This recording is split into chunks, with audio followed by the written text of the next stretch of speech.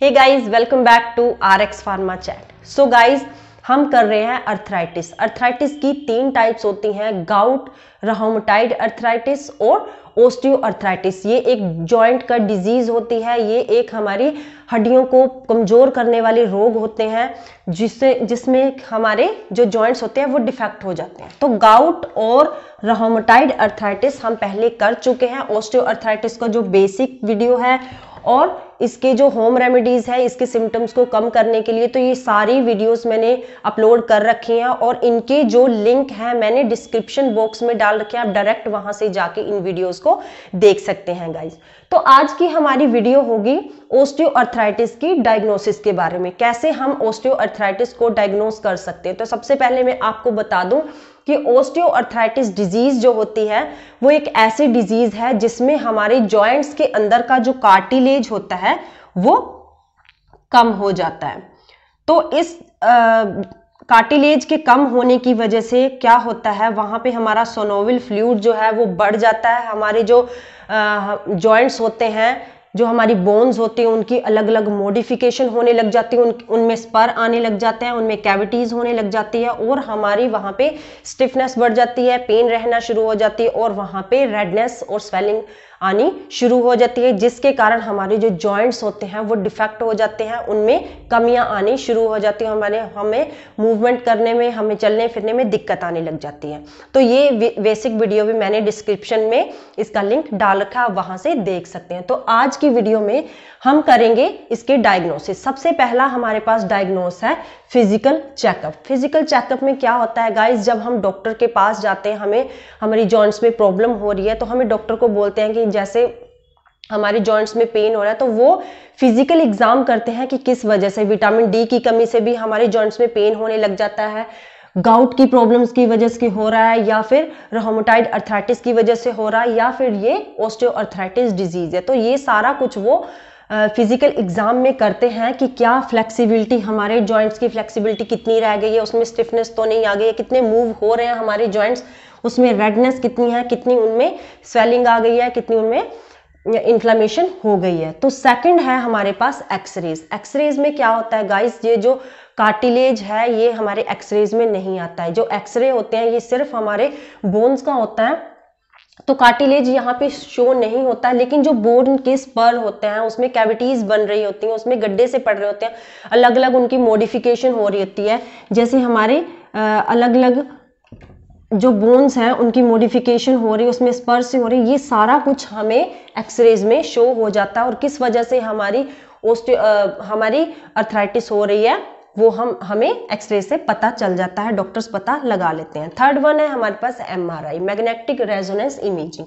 इसमें क्या होता है गाइज, ये हमारी कंप्लीट इमेज ले लेती है, हमारी जो जॉइंट्स होते हैं किस वजह से हमारी जॉइंट्स जो है उसमें रेडनेस कितनी है, उसमें सिनोवियल फ्लूइड कितना है, कितना बढ़ गया, और कार्टिलेज की इमेजिंग भी हमें यहाँ पे आ जाती है। तो यहाँ पे हमारे सॉफ्ट टिश्यूज के बारे में, बोन्स के बारे में ये कंप्लीट इमेजेस हमें दे देती हैं और हमें पता चल जाता है कि पर्टिकुलर हमारा जो कॉम्प्लेक्सेस हो रहे हैं, कॉम्प्लेक्सेस जो सिम्टम्स हमें अपने जॉइंट्स में दिख रहे हैं वो किस वजह से हो रहे हैं और क्या क्या डिफेक्ट हमारे बोन्स में आ रहे हैं, और उनकी ट्रीटमेंट डॉक्टर्स आपको नेक्स्ट देते हैं।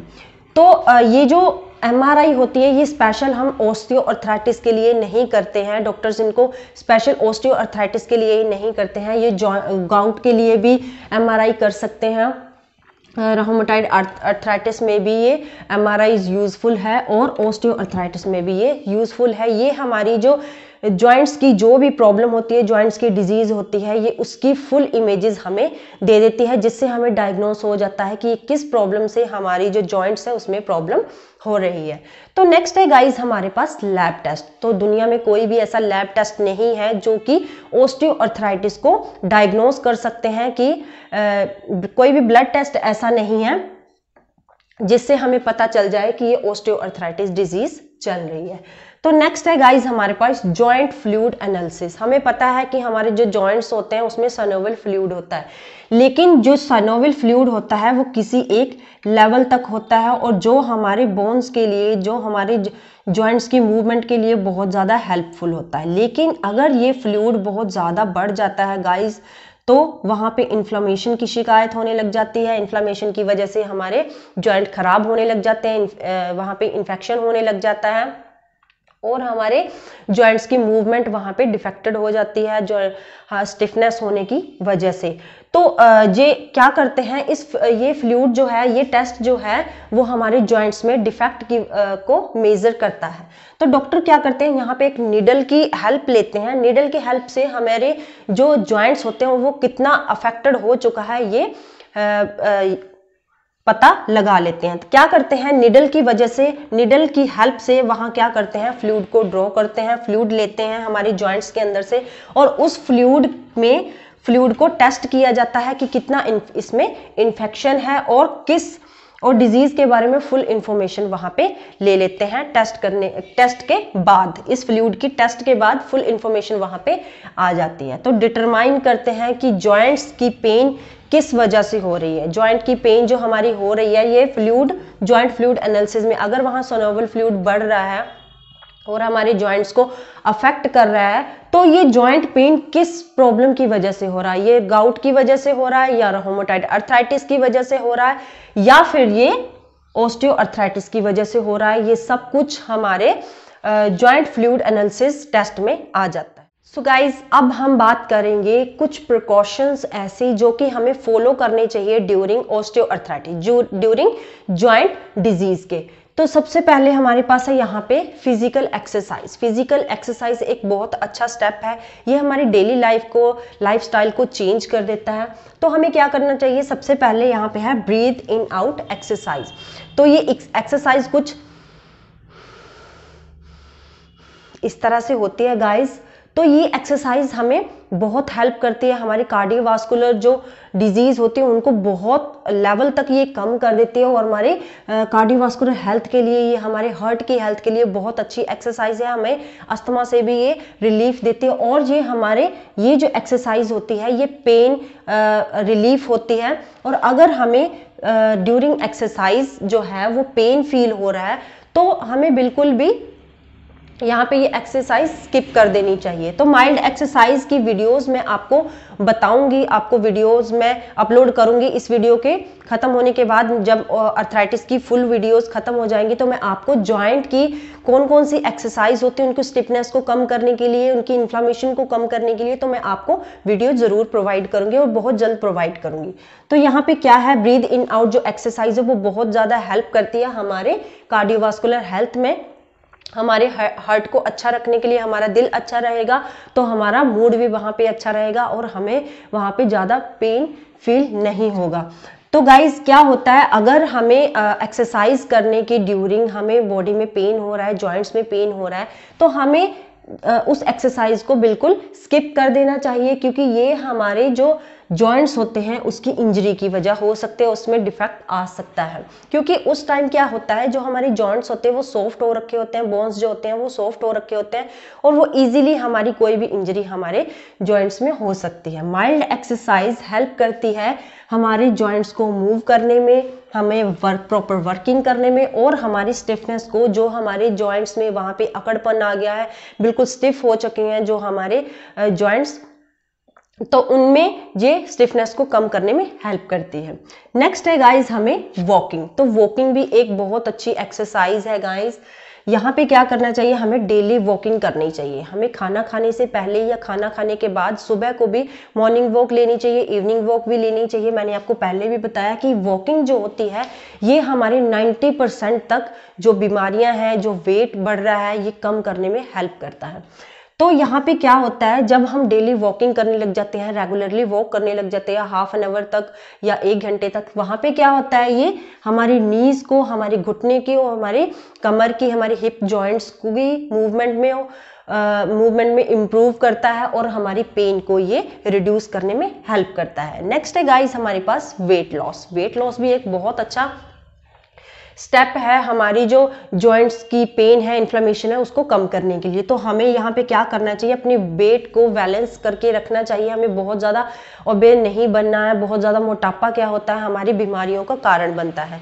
तो क्या होता है गाइस, हमें वेट को कंट्रोल करना चाहिए, हमें हेल्दी फूड लेनी चाहिए, हमें वेजिटेबल्स लेनी चाहिए, ग्रीन वेजिटेबल्स लेनी चाहिए, हमें बेकरी प्रोडक्ट्स कम करने होंगे, हमें मीठा कम करना है, क्योंकि ये जो है ऐसी चीज़ें जो है वो हमारे वेट को बढ़ाने वाली काम करते हैं। हमें बाहर की चीज़ें कम खानी है, फ्राइड कम खाना है। तो ये हमारी क्या करते हैं, अगर हम अपने वेट को बैलेंस करके रखते हैं, अपने वेट को बढ़ने नहीं देते हैं, तो ये हमारा क्या करता है, हमारे कार्डियोवास्कुलर हेल्थ, हमारे हार्ट की हेल्थ के लिए बहुत अच्छा होता है। और ये हमारी स्ट्रेस को भी रिमूव कर देता है, स्ट्रेस को कम करने में हेल्प करता है, हमारी पेन को भी ये कम कर देता है। और हमारे वेट को जिन जॉइंट्स के अराउंड इन्फ्लेमेशन होगी है वेट बढ़ने की वजह से, तो उनका वेट कम होने की वजह से वहाँ पे पेन रिलीफ हो जाएगी, इन्फ्लेमेशन रिमूव हो जाएगी।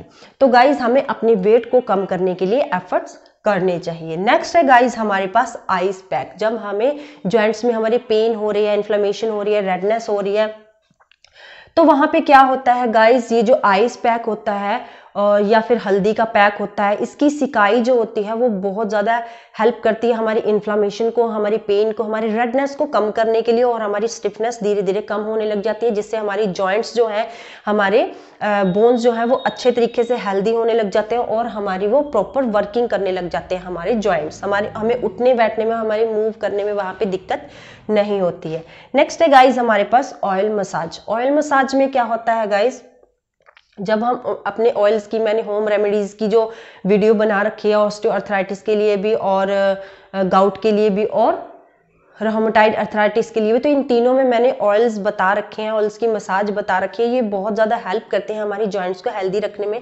तो वहाँ पे हमें ऑयल्स की मसाज करनी चाहिए। ऑयल मैंने बता रखे हैं, जैसे ऑलिव ऑयल हो गया, वहाँ पे फिश ऑयल हो गया हमारे वहाँ पे। तो कुछ ऑयल मैंने होम रेमेडीज़ की वीडियो में बता रखे हैं, वहाँ से आप देख सकते हैं उनको। तो ये जो ऑयल्स की मसाज होती है, ये हमारी इन्फ्लामेशन को, हमारी सूजन को, हमारे घुटनों के अराउंड, हमारे नीज के अराउंड, हमारे हिप के अराउंड, जो भी मतलब हमारे जॉइंट्स में प्रॉब्लम हो रही है, तो उन जॉइंट्स के अराउंड हमारी इन्फ्लामेशन को, हमारी स्टिफनेस को, पेन्स को कम कर देती है और हमारे जो जॉइंट्स होते हैं उनको मूव करने में हेल्प करती है, उनकी मूवमेंट बढ़ा देता है और स्टिफनेस को कम कर देता है। Treatment of osteoarthritis.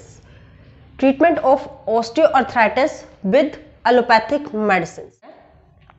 इसको हम फुली ट्रीटेड नहीं कर सकते विद मेडिसिन, लेकिन जो इसके सिम्टम्स होते हैं, लाइक पेन है, स्टिफनेस है, या मूवमेंट में कमी हो रही है हमारे जॉइंट्स के द्वारा, या वहाँ पे रेडनेस हो रही है, इन्फ्लामेशन हो रही है, तो उन सिम्टम्स को हम काफ़ी हद तक कम कर सकते हैं मेडिसिन को यूज़ करके। तो जो हमारी मेडिकेशंस है, जो हम मेडिसिन लेते हैं अपने ऑस्टियोआर्थराइटिस के लिए, उसके सिम्टम्स को कम करने के लिए, सबसे पहले वो प्राइमरली क्या करती हैं, वहाँ पे हमारी पेन को रिड्यूस करती है। सबसे पहले हमारे जो जॉइंट्स में पेन हो रहा है, जिसकी वजह से बहुत ज़्यादा दिक्कत होती है, स्ट्रेस भी होने लग जाता है कई पेशेंट्स को, तो उस पेन को सबसे पहले हमारी मेडिकेशंस रिड्यूस करते हैं, उस पेन को, उस दर्द को कम करती है। तो सबसे पहले मेडिसिन है हमारे पास पैरासीटामोल। पैरासीटामोल आप सब जानते हैं कि ये नॉर्मल मेडिसिन होती है और नॉर्मली हम घरों में भी इसको रखते हैं, जैसे सिर दर्द के लिए हो गया, या कमर दर्द के लिए हो गया, या बॉडी पेन के लिए इसको हम कई बार फीवर के लिए यूज़ करते हैं। तो पैरासीटामोल जो है ये हमारी mild to moderate osteoarthritis pain को रिमूव कर देती है। और जो पैरासीटामोल होती है, इसको लॉन्ग टर्म थेरेपी में हम यूज़ करते हैं।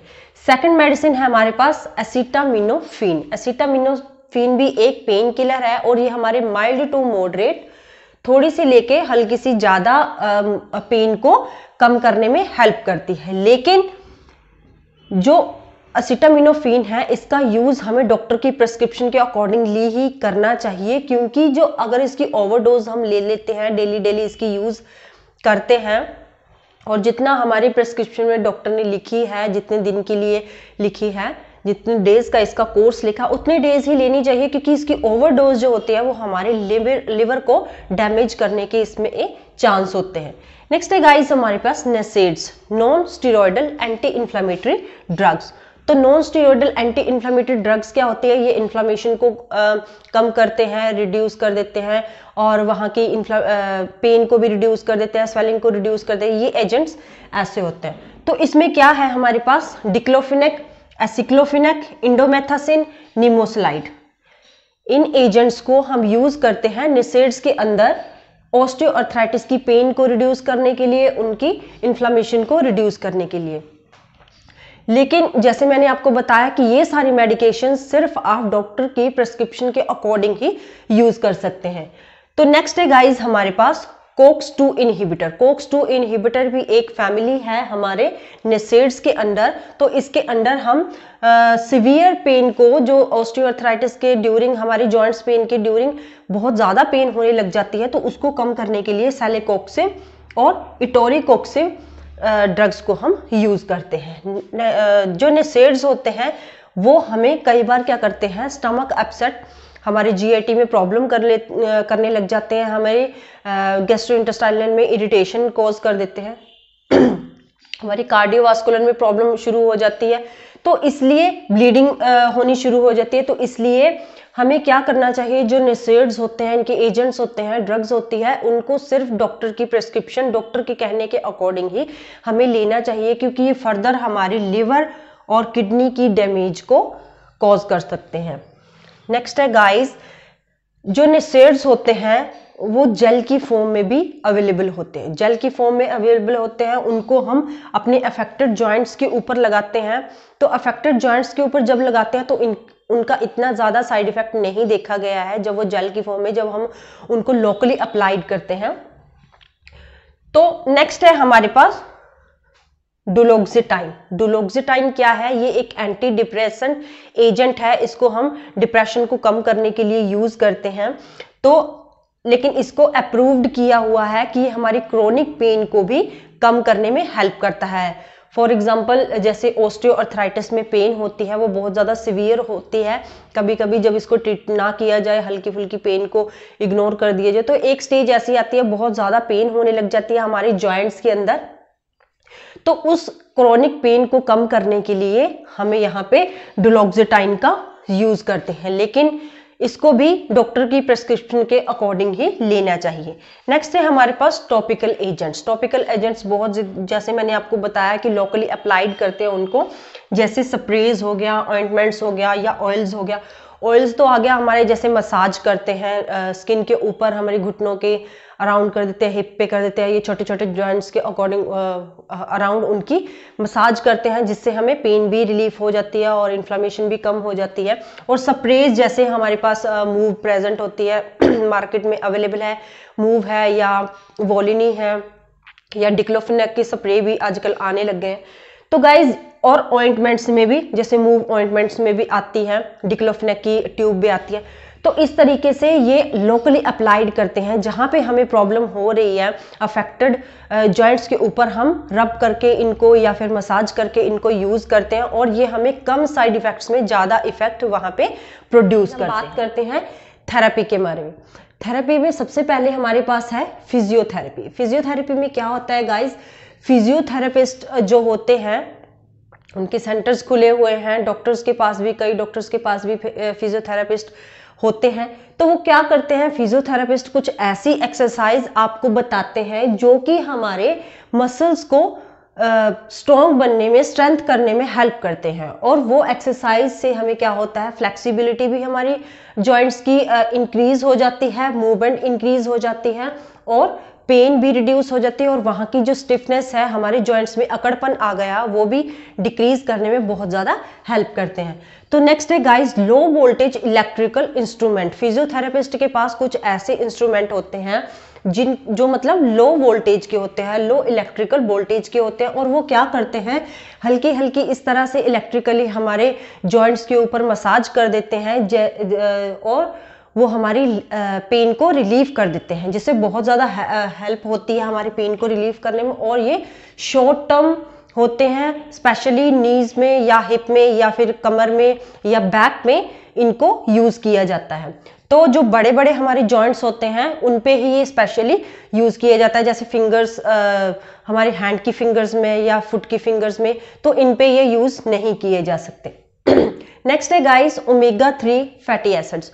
ओमेगा 3 फैटी एसिड्स जो होते हैं ये हमारी पेन को कम करने में, और ये हमारे सप्लीमेंट्स होते हैं जो कि हमारे जॉइंट्स को स्ट्रेंथन प्रोड्यूस करते हैं, तो ये हमें लेनी चाहिए।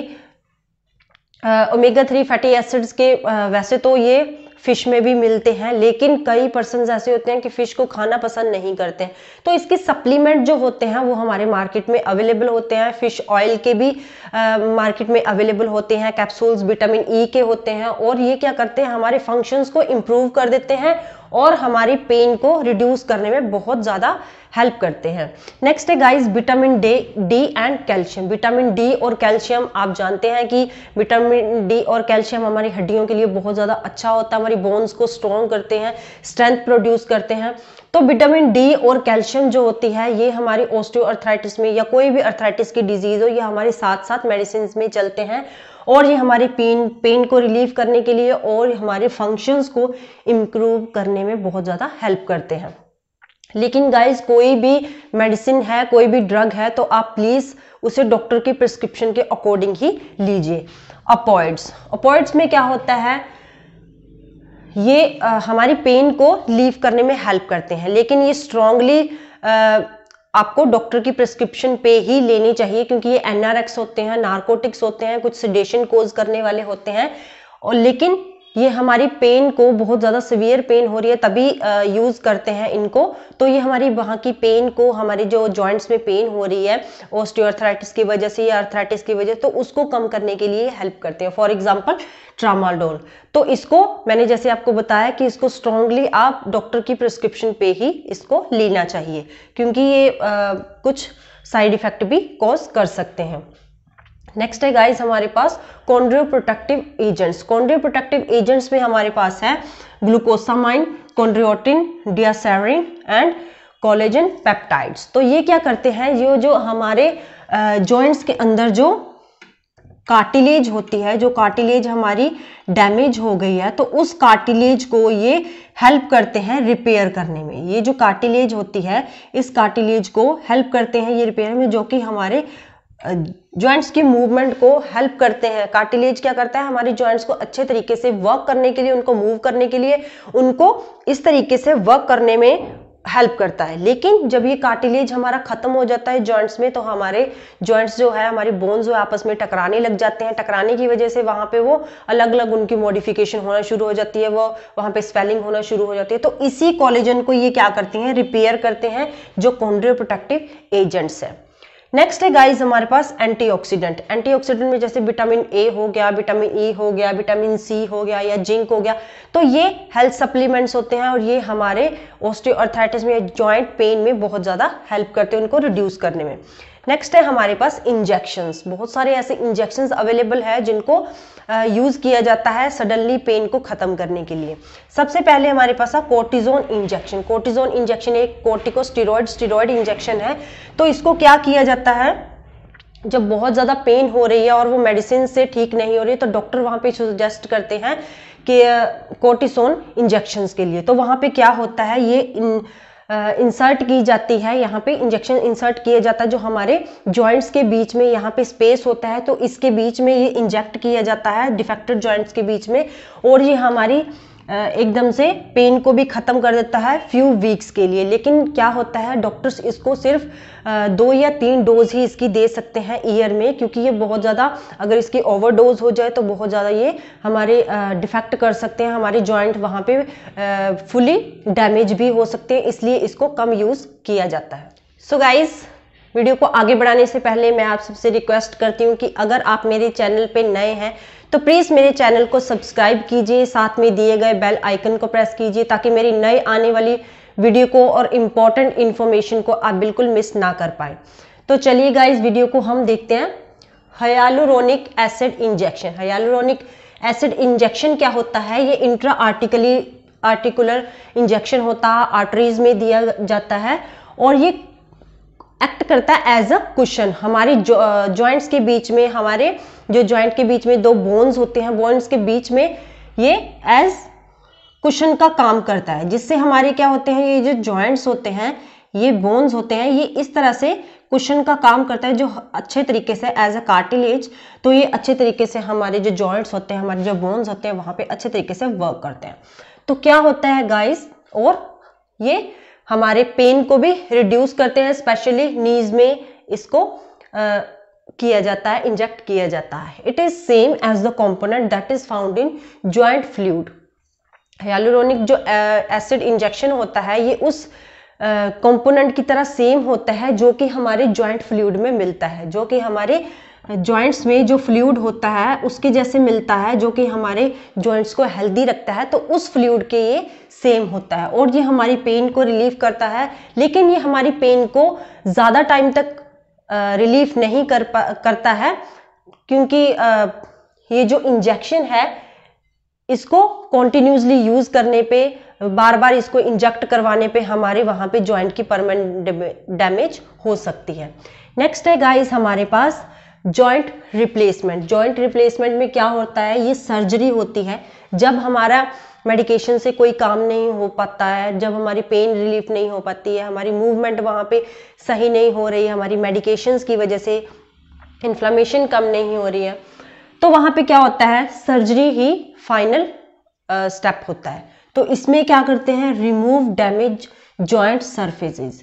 जो डिफेक्टेड जॉइंट हो गए हैं हमारे, तो उनके सरफेसेस को रिमूव कर दिया जाता है और उनको रिप्लेस कर दिया जाता है प्लास्टिक और मेटल के पार्ट्स से।